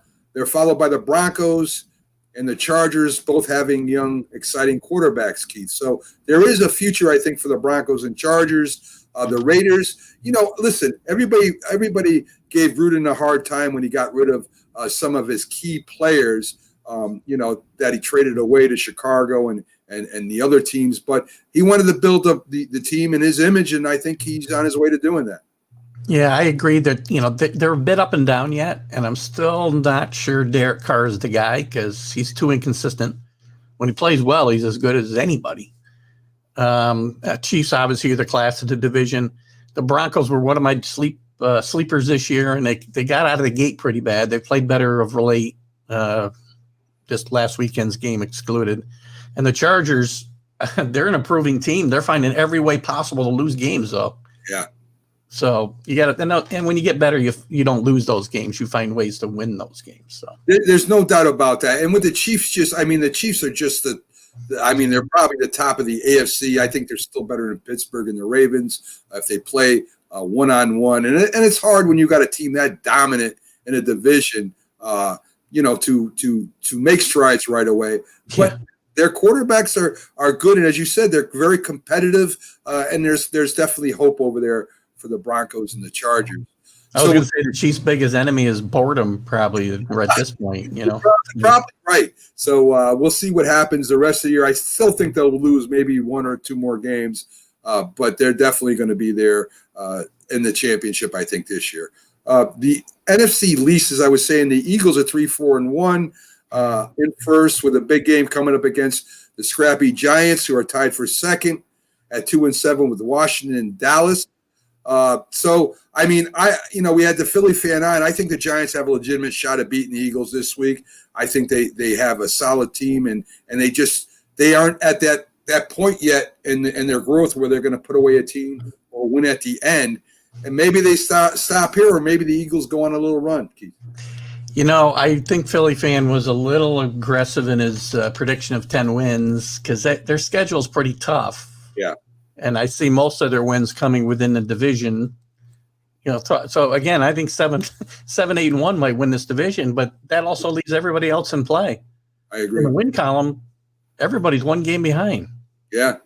So the Giants even, Mac, are still alive as long as, you got to win those division games. When you get a division as weak as this and as close as they are to each other, you got to win the division games. That's the key. So. Exactly. They've lost once to Dallas and Eagles already, so this is a very big game. Probably a bigger game for the Giants than it is for the Eagles, to be honest with you, because I agree. Yeah, I think the Giants need this more than the Eagles do because they win this game, they're in the hunt. Yeah. And it may be the toughest division in football, the NFC West, as far as the competition between teams. You have the Seahawks with their loss to the Bills at 6-2. The Cards with their loss to Miami at 5-3, tied with the Rams, who people don't talk about too much because, they're almost a real good team. They're right on the cusp. And the injured beat up 49ers are on last at 4-5. And if there's a team I feel sorry for, really feel bad for this year, it's not any team but the 49ers, because, man, they've get hit hard this year with their injuries. I agree. They just started to kind of turn the corner a few weeks ago when they had some people come back from injuries, and now they've lost Jimmy G again, even though there's some doubt about him being the future out there. But Kittle's out for the year. Right. Oath's banged up. I mean, you can just go on and on with them. And I saw a chance for 4 teams to make the playoffs here early on. Right. But the 49ers, again, have been snake bit, as you said. And the Seahawks are the class here, even without fans, are tough at home. Definitely. And if their defense doesn't totally let them down, they should win this division. The Cardinals are still a little up and down. The Rams, as you said, are a work in progress, but they can beat anybody. Sure. On any given Sunday. So not to steal a line from Vince Lombardi. I know the loser of the division is going to be looking at the NFC East and saying, why aren't we over there? Yeah. The Green Bay leads, the Packers lead the NFC North, followed by the Bears at 5-4. The Vikings are at 3-5, tied with the Lions. I think I've been saying this for the last couple of weeks. I think it's Trubisky time over there, Keith. I mean, Foles is Foles. I mean, he's great off the bench, but his starting record is not good. It's, in fact, Trubisky was taken out while the Bears were winning. Foles just doesn't seem to have, I don't know what it is. He's the relief quarterback, as Jack calls him, a relief quarterback of the NFL. Yeah, I agree. I mean, we talked, I believe I talked on your guys' show as well as my own, that Nick Foles has made a fortune off of a couple of different really good runs with the Eagles. Way back when Chip Kelly was the coach, he came in and had a good run to the playoffs. And then obviously when they beat the Patriots in the Super Bowl, he had a great run of, 5 or 6 games there when Wentz got hurt. And he gets big contracts each time. And then we find out Nick Foles is a product of the system that he was in. But he's not. He's certainly not a franchise type quarterback, and he's barely. I don't even know if that he's making too much money to be a backup. So yeah, Trubisky. I liked him when he came out of college. I didn't like when they moved up to get him when they didn't need to, but I still think he's been miscoached. That's not quite a word, but he hasn't been coached up well, and which is a surprise with Nagy because he's a quarterback coach and. He could be in trouble there, Nagy, if just because of that failure. And Trubisky, I'm not even sure how healthy he is, to be honest with you, right now. Yeah, there is questions about his health right now. But I think there's we don't see everything behind the scenes, Keith. And I think the power pull between the GM and Nagy. I mean, I think he really didn't want Trubisky to succeed for some reason. And the GM, of course, he's the one that drafted him so high. And I don't know what is so hard about making a system that, other teams do it, to build a system around a quarterback and his strengths, as they did in Buffalo, as they've done with the Ravens, as they're trying to do right now with New England. I mean, I don't understand. There's got to be something else going behind the scenes that we don't see, Keith. Oh, I agree wholeheartedly. And, if Nagy's under coaching and not wanting Trubisky to succeed, to undermine the GM, it doesn't really bode well for him either. I don't think, as the head coach, he may better be careful about the way he approaches this. And you're right; you have to adjust to your talent, not just the quarterback, but the talent. You look at the Patriots over those 20 years, and they reinvented themselves 5 or 6 different times. Sure. Depending on the personnel on hand, and not just number 12, but all their personnel. Definitely. So. And the Ravens, again, are another good example. They were just a defensive drop back, running drop back quarterback with Flacco. Along comes Jackson, and they changed their whole style. So, I mean, it's been done a lot of times in the history of football. And that's why I say there's got to be something going on there that we don't know about. And I would love to get backstage over there with Chicago and find out what's really going on there. Yeah, there's some dysfunction there for sure. And the Packers, the Packers aren't a perfect team either. So I look for the Vikings to make a little run here. Yeah. And maybe even that's another well-coached team that another Parcells disciple out there who is a solid, strong-willed coach, and he believes in running the ball and a strong defense. And They've been running the ball well lately. Yeah, I don't know, because I think if Zimmer doesn't do anything this year, if they don't go anywhere, I think his job's in jeopardy because he's been close with a good team and hasn't won in the playoffs. So I think he might be a little on a hot seat this year. You've got three coaches there that might be on the hot seat. We already talked about Nagy, now Zimmer, and obviously Matt Patricia's not, unless they really turn it around here, he's probably going to have problems retaining his job after this year. Definitely agree with that. Finally, in the South, the Saints, who embarrassed the Bucs, are in first at 6-2, followed by the Bucs. The Falcons, with a 2-game win streak, are tied with the young but competitive Panthers. A real quick note on that game with the Bucs and the Saints.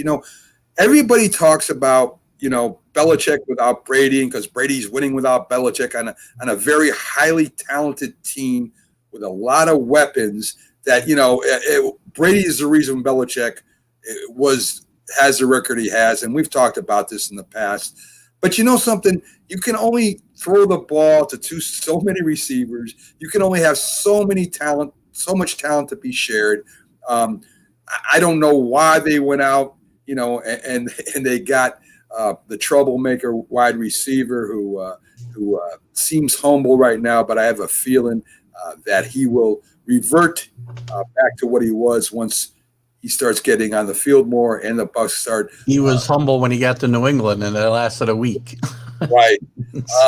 So, listen, you already have enough weapons. You already got a great crew of players. I don't know why you're bringing it on here. I think the Saints were really fired up for the Bucs this time, even more than last time, because of all, here we got this guy and we got Gronk and we're going to go win the Super Bowl. And the Saints defense just made the Bucs look terrible. So I'm kind of, I don't want to say glad the Saints put it on them, but I think it gives everybody out there a reality check, especially the broadcasters who were predicting that the Bucs, now that they got Brady and now that they got Gronk, now they're going to Super Bowl. It's kind of a reality check. You still got to win on the field, and you still got to play good team football, Keith.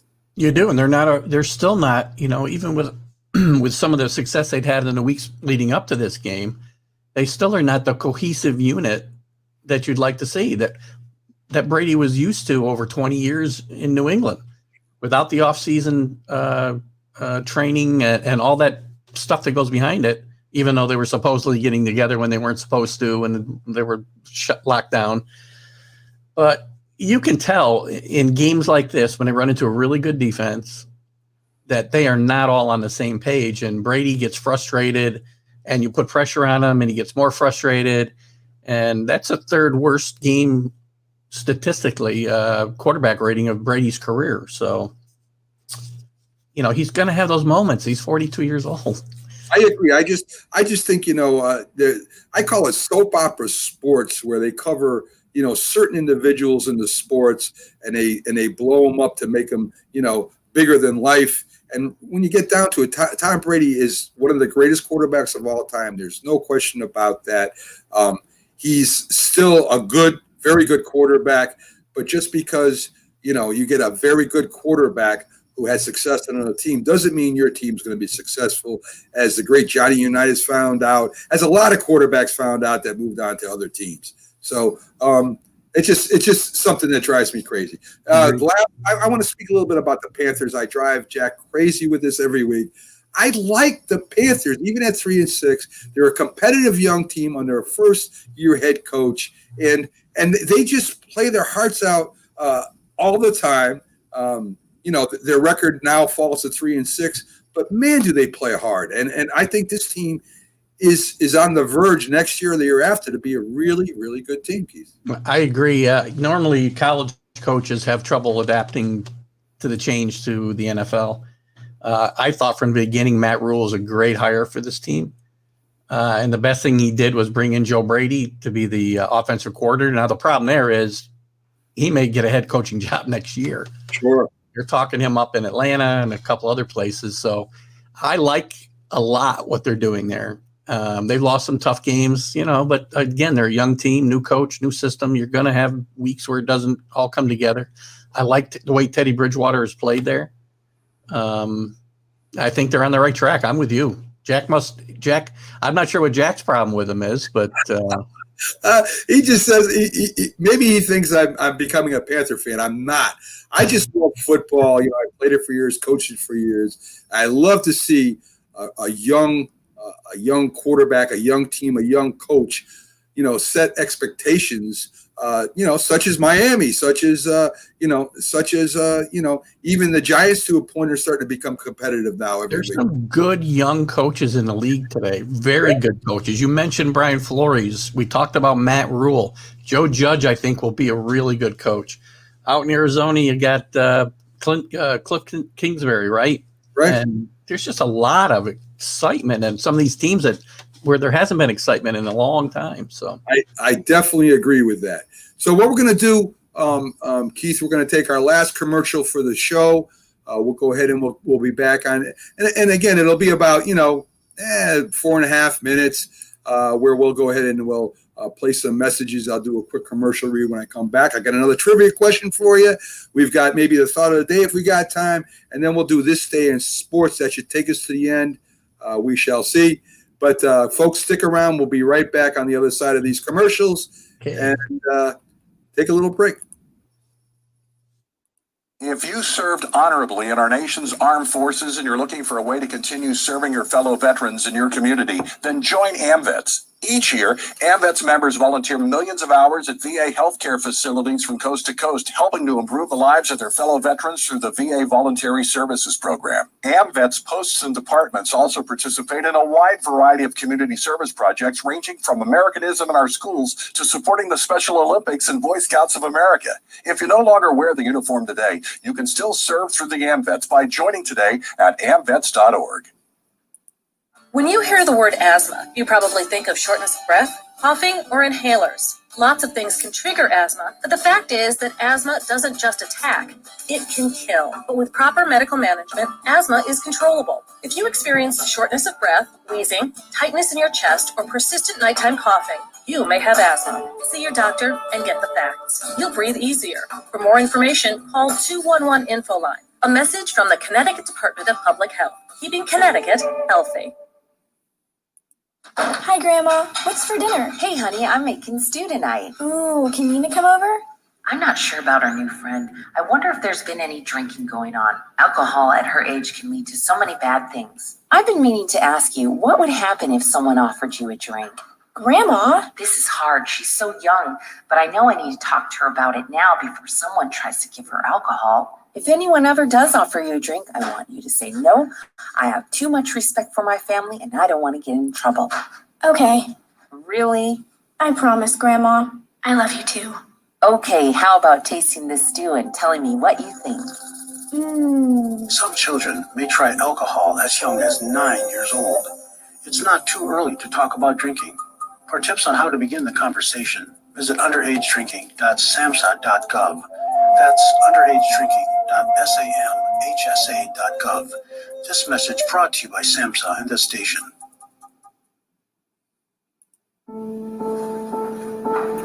We all make choices. When it comes to alcohol, kids make choices whether to drink or not. Bye-bye. Remember, I'm going to Alex's party tonight and sleeping over. Hey, have a seat for a second. Remind me about that party again. And adults make choices whether to talk about it. That's true of parents and every other trusted adult in a kid's life. Kids want to know our expectations when it comes to alcohol and other drugs. They want guidance and honest answers to their questions. And it makes a difference when the message is consistent and part of everyday conversations. So talk with your kids and help lead them on a positive path. Because when you talk, they hear you. For more information about talking with your kids about underage use of alcohol and other drugs, visit underagedrinking.samhsa.gov. If you talk and they will hear you every single time. Now we're getting killed. Yeah, well, Kyle's not here. How come? Kicked off the team. Didn't Tim tell you? Kyle and some other kids got caught drinking beer in the park a couple of nights ago. Really? Yeah. Zero tolerance. He's out for the season.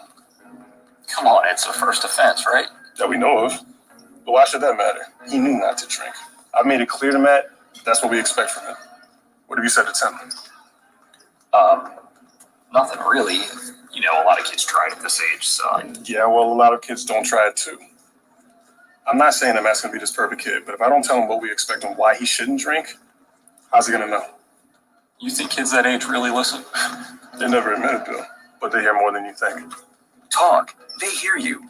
For more information about talking with kids about underage drinking, visit underagedrinking.samhsa.gov.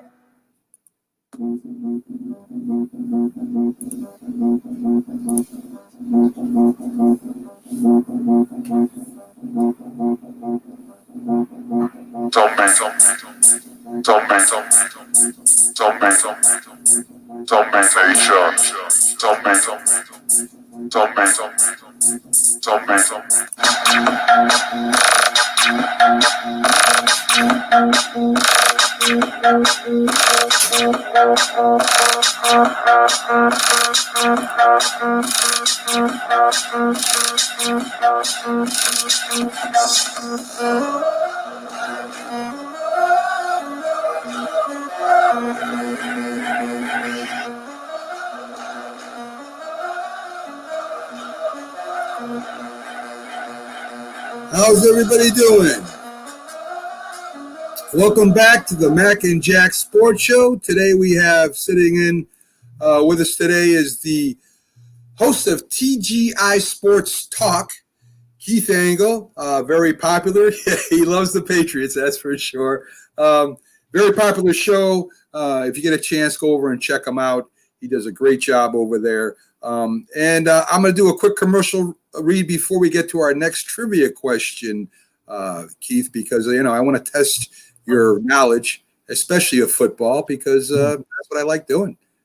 So if you want to get the clothing of your favorite teams, jerseys, hats, all gear, we have the place for you, Fanatics. Just go to the macandjacksports.com website, Max Insiders, and click on their link, bring you right to their great store just in time for Christmas. Order for your special someone's birthday, or just treat yourself to your favorite team's clothing and gear. That's macandjacksports.com. Go to the website, Mac Sports Insiders, and click on the Fanatics link for all your team's clothing and gear. So that's one of our new affiliates that just signed up with us. If you want to support the show, that will really help us out. So, Keith, I got one more trivia question for you. This one's not about the Patriots now, so you're gonna have to maybe put on your thinking cap, and we hold you in contempt if you try to cheat. So this has got to be just with that great brain. Yes, we do. So I keep my hands up here at all times. Very cool. So you make Jack keep his hands up like this so he can't look. I watch Jack, because when he starts talking, I know I got him, because he won't give the answer, but he'll talk all around it. It's great. It's very entertaining. So the trivia question for you now, Keith, is which coach currently has the winningest percentage in NFL history?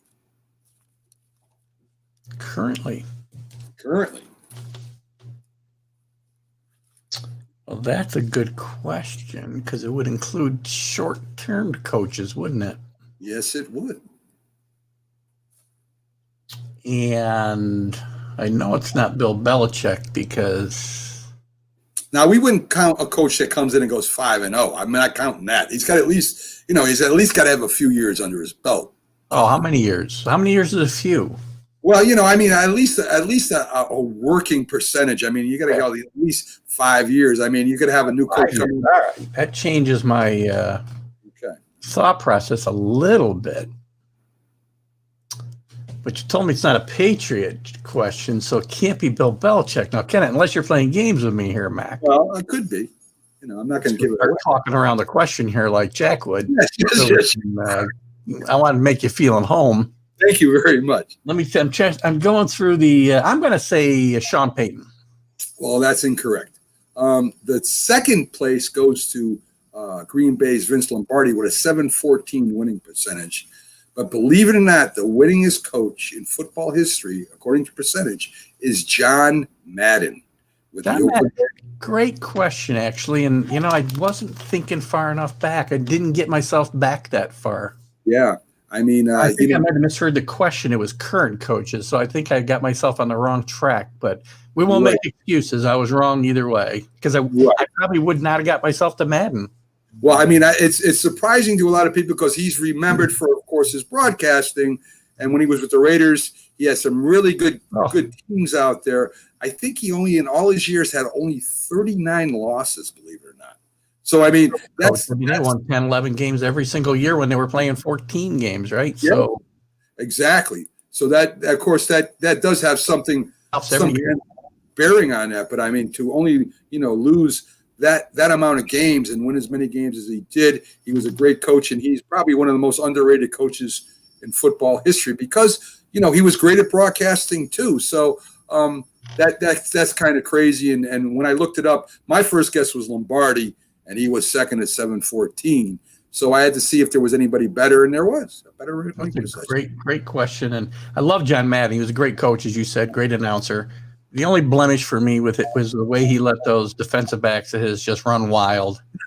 And I remember as a kid, Jack Tatum just destroying Darryl Stingley and putting him in a wheelchair for the rest of his life. So yeah, I mean, I understand that, but that's the game. I mean, part of the game. Yeah, I mean, he didn't do it intentionally, I'm sure. I mean, but he did. He wasn't trying to put him in a wheelchair, but right. They played to knock guys out of the game. Then he was totally different. That is the truth. That is the truth. And one of the reasons, probably because one of the root reasons, or one of the first reasons, maybe that the rules did start to change was because of that severe hit. Yeah, but at the same time, to stay on that subject for a second, you can't take the violence out of the game. I think they've gone too far. I agree. I mean, the guys are bigger, faster. You can't make yourself a human missile, right? And you can't put certain rules in play to protect players. But, there's going to be injuries. It's a violent game, and you can't legislate the violence out of the game. Or you might as well have flag football. I agree with that 100%. I think it's gone overboard where the defense can't do anything anymore. And, a lot of this, Keith, I have a lot of theories because I played for so long and coached for so long. When I began playing football, the helmet was basically a plastic thing you had on your head with canvas straps in it that was, into a web. They didn't have the technology they do today where they, it went to air, foam, and then it went to gel. And all of a sudden, people thought it was a good idea to lead with your head and just, like you said, throw your body in there like a missile. Yeah. And they stopped teaching the kids how to really tackle down at the lower levels. That was one of the first things we did. In fact, there were probably less injuries when they had no helmets because you didn't want to hit your head, against an elbow or whatever. So, I mean, you had to tackle correctly back then. I've often kind of said it jokingly, half jokingly at least, that if you want to stop the really violent leading with your head, just take away their helmets. It'll stop tomorrow. Yeah, I mean, rugby doesn't have all the concussions that football does. That's for sure. Yeah, so, Jack probably was around when they had no helmets. So get his opinion on this. Yeah, I might do that one time. So I'm gonna hit you with the thought of the day, and I thought it was great because of the fans we had on. That there still are some real fans, and tell me what you think, Keith. Are there really fans out there? Now, we had, like I said, a couple on the show, but to me now they're far and few in between. With free agency, your favorite players leaving to play on other teams, like Tom Brady did with Tampa. I don't know if you root for Brady or you root for the Pats. I mean, players are like, they become almost part of your family. You have fantasy football, which encourages you almost to root for the other team, especially if you're in a league that has money. So, here's the Patriots playing the Bucs the last game of the year. If the Patriots win, they're in the playoffs, but Tom Brady's your fantasy quarterback. And if he gets this touchdown on the end of the drive to beat the Patriots, all of a sudden you might inherit some money. So I think it divides the fans into the part where, okay, I want, the Pats to win, but I also want to see Tom Brady doing good, which, defeats the whole purpose to me of being a fan. Betting, I mean, if you're watching, your own team, and if they miss a field goal, you might get a few $100s. Does that encourage you maybe to, if it doesn't affect their standings and their place in the division, does it make you, not root for them to make that field goal? And with the red zone now, Keith, I mean, you can see the highlights of every game. So you don't have to sit there for 3 hours and watch the game, whether you play bad or good. Now, I'm not sure when my team comes in, and I'm not sure how people think today, but I know today, if I'm lucky enough to go ahead and be off of work, watch my team, I make my snacks. If I can't go to the game, I sit down and I watch the entire game. I don't think there's as much as that going on anymore, Keith. No, I agree with you on pretty much every one of those points.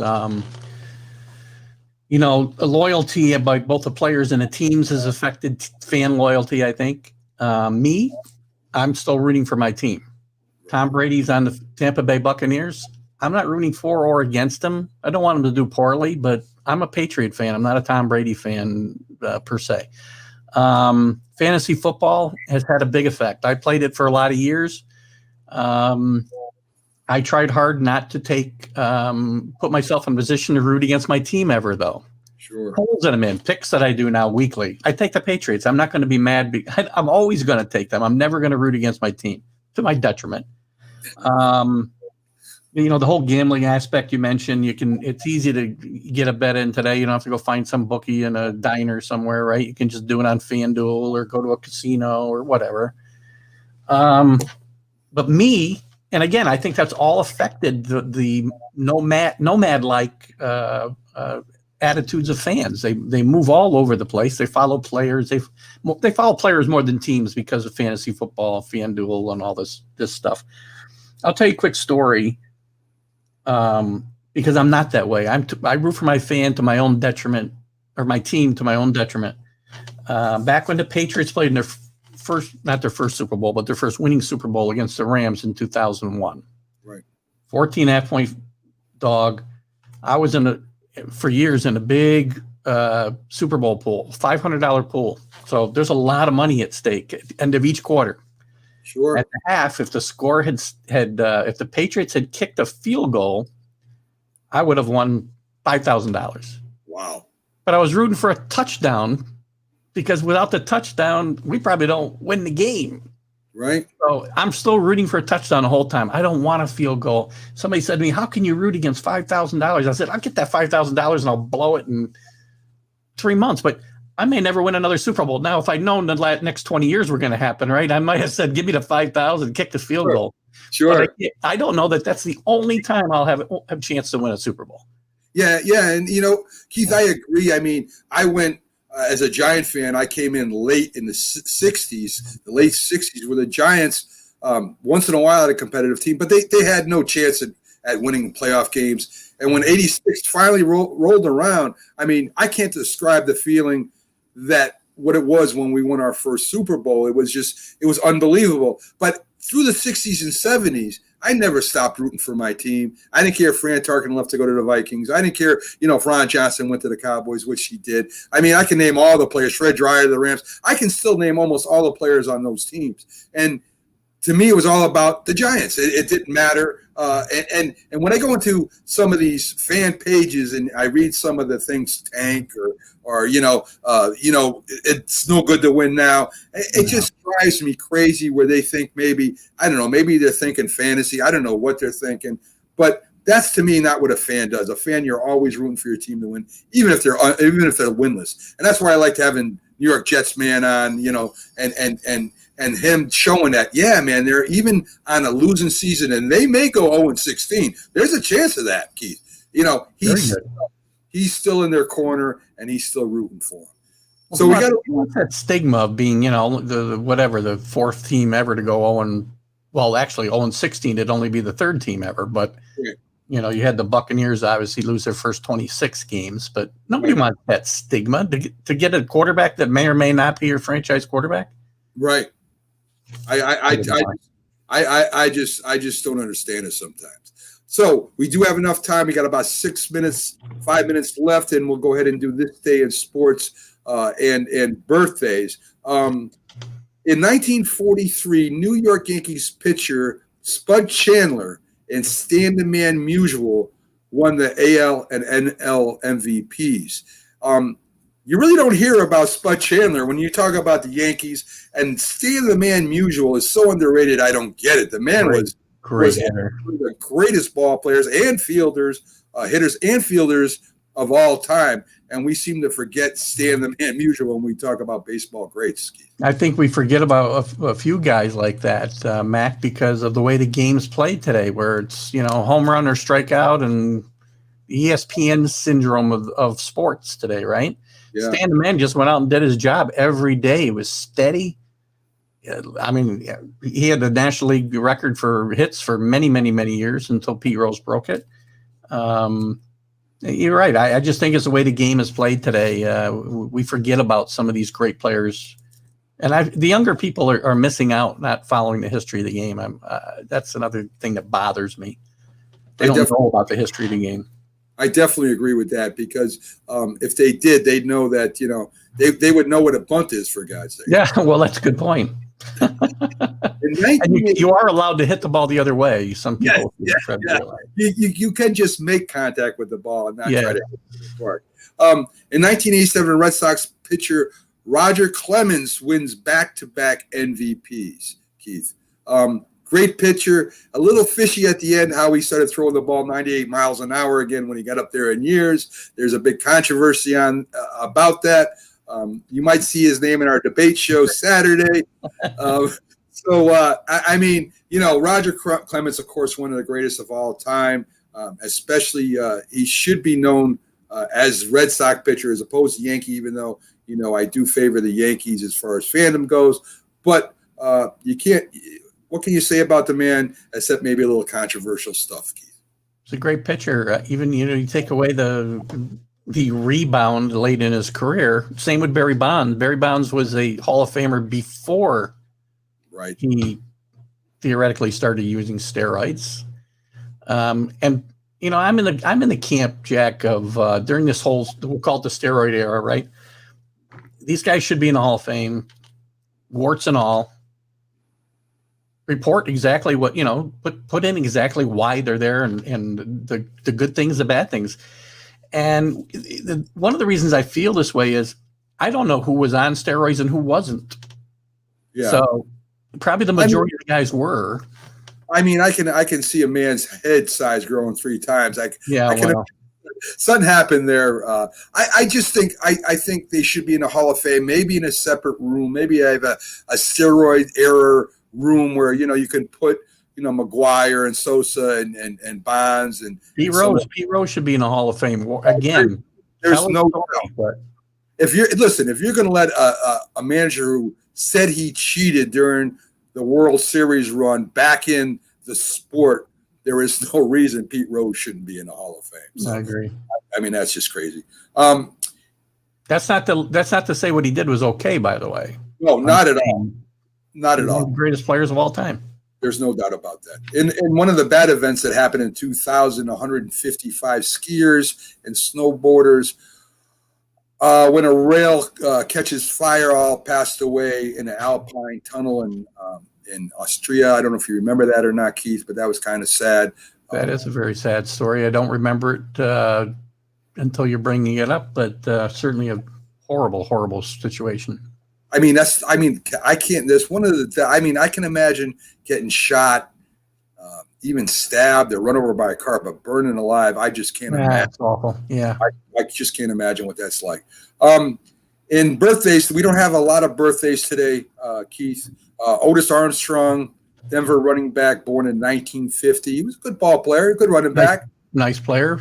Yeah. Yeah. In 1969, I mentioned this because of the areas we cover. Wide receiver, punt returner Jeff Snyder of the Jets was born in 1969. I really don't remember him, but I imagine a lot of Jet fans do that have been Jack around. Must know him. Yes. And 1973, Jason Bowen, NHL defenseman, was born in 1973 with the Philadelphia Flyers. Are you a big hockey guy? You know, I like hockey. I follow hockey to a certain extent. I'm what I would call a fair weather fan. When the Rangers are good, I follow hockey a lot closer. I just somebody who works for me was actually a professional hockey player. He didn't make it to the NHL, but he played at the top levels of the minor leagues. And he gets mad at me because I don't do enough hockey on my show. And I say, well, get me some guests. I don't know. I don't have any connections here. Right. I might have a guest pretty soon. I just met someone in my searches that might be an interesting guest. I'll turn you on to him when I get a hold of him. Yeah, I mean, I don't know what happened to you, Keith. I mean, here you are. You're a Ranger fan, a Yankee fan, and you're a Patriot fan. I hit my head a lot when I was a kid. I mean, what happened, Keith? I don't know. Didn't I explain this to you guys one day on the show? I don't remember. Yeah, I don't know the show, Keith. We'll do that. We're out of time. All right. Again, thank you to Keith Engle for coming and guest hosting today. Did a great job, Keith. Thank you. Thanks to for having me. The Philadelphia Eagles guy. Great guest. A lot of fun. And we'll see you all tomorrow. Same time, 8 to 10 on Thursday. And you guys all have a great day. Thanks for having me. Good luck, Jack.